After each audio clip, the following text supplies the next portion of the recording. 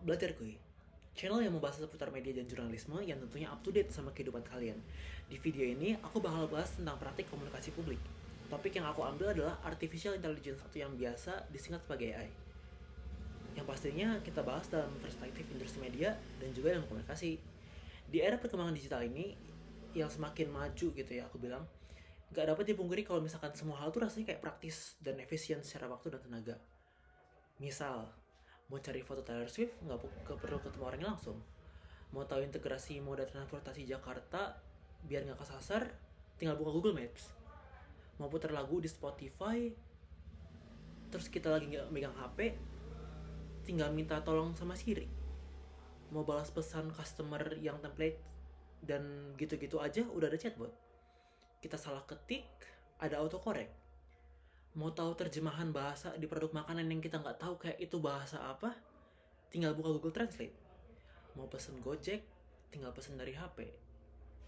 Nggak perlu cari ojek pangkalan segala. Mau curhat, cari resep makanan, penjelasan artikel buku, rekomendasi gaya pakaian, tinggal buka ChatGPT. Tapi pernah nggak sih kayak kalian tuh kayak bertanya-tanya gitu, kayak sebenarnya AI itu apa sih? Apa peran dia dalam industri media dan komunikasi? Serta sejauh mana ya AI sudah mengubah dunia media? Yuk kita bahas bareng-bareng. Dilansir dari peneliti asal Amerika, Herbert Alexander, mengatakan bahwa AI adalah bidang studi ilmiah yang spesifik yang dikembangin pada tahun 1950-an. Jadi kayak bayangin Indonesia baru merdeka 5 tahun setelahnya itu AI baru dikembangin di Amerika gitu. Nah awalnya AI ini hanya sebagai bagian dari teori pengambilan keputusan dan teori komputasi. Dan sekarang termasuk teori permainan, teori pengenalan pola, dan juga kognitif. Atau misalkan kayak dapat ditarik kesimpulan AI ini yang sebelumnya sederhana gitu sekarang jadi modern. AI itu hadir di seluruh lini kehidupan masyarakat kalau misalkan kita bisa rasain. Entah profesi apapun itu, mahasiswa, ojol, contoh misalkan ojek online gitu. Dia terbantu dengan AI di sekitarnya karena misalkan kita cari customer, lokasinya di mana, titik jemput di mana itu pakai AI sampai ada kayak garis-garisnya gitu. Namun, apakah AI ini selalu cenderung ngasih dampak yang positif?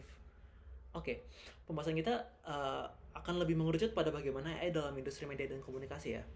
Yang pertama, media nih.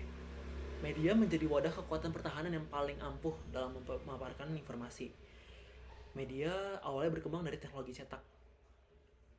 Pada abad ke-6 di Cina, pakai balok kayu gitu yang diukir-ukir.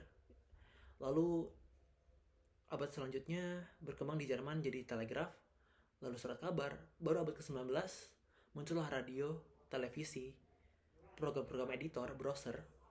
Lalu perkembangan gadget yang kemudian menjadi cikal bakal berkembangnya media baru abad ke-20 ini. You name it lah, teknologi prompter, YouTube, TikTok, Twitter, X, Facebook, Path, Tumblr, Flickr, Snapchat, semua itu pakai AI. Filter Instagram pakai AI. Nah, perkembangan media ini tentunya selalu diiringi dengan riset dan pengembangan yang terus berjalan dari hari ke hari, peneliti satu ke peneliti lainnya. Lalu, apa sih sebenarnya dampak negatif AI ke media dan ilmu komunikasi?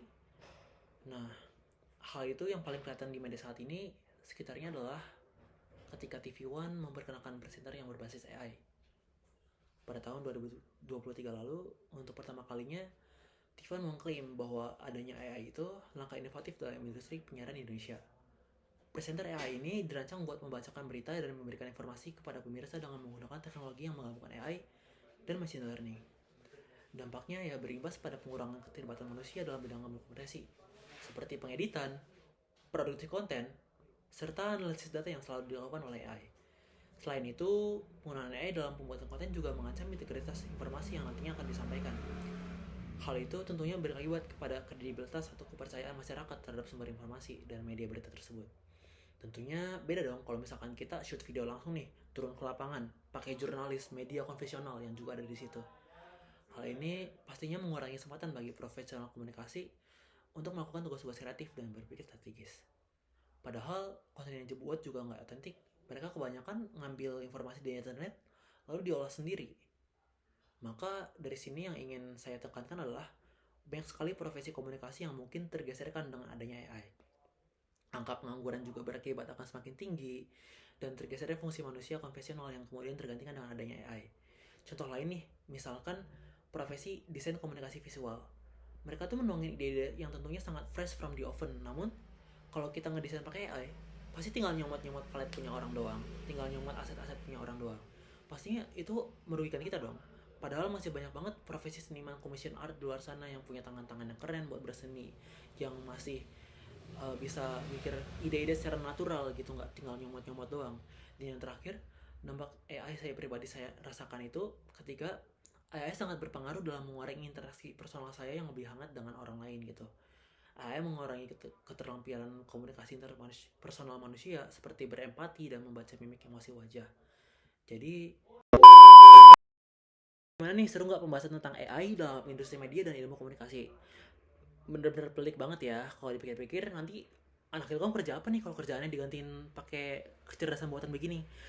Kalau begitu pemerintah perlu meregulasi yang lebih mendalam juga dong soal AI biar nggak mengganggu kehidupan kita nantinya. Aku harap dengan dibuatnya video ini kita bisa lebih bijak ya menggunakan AI.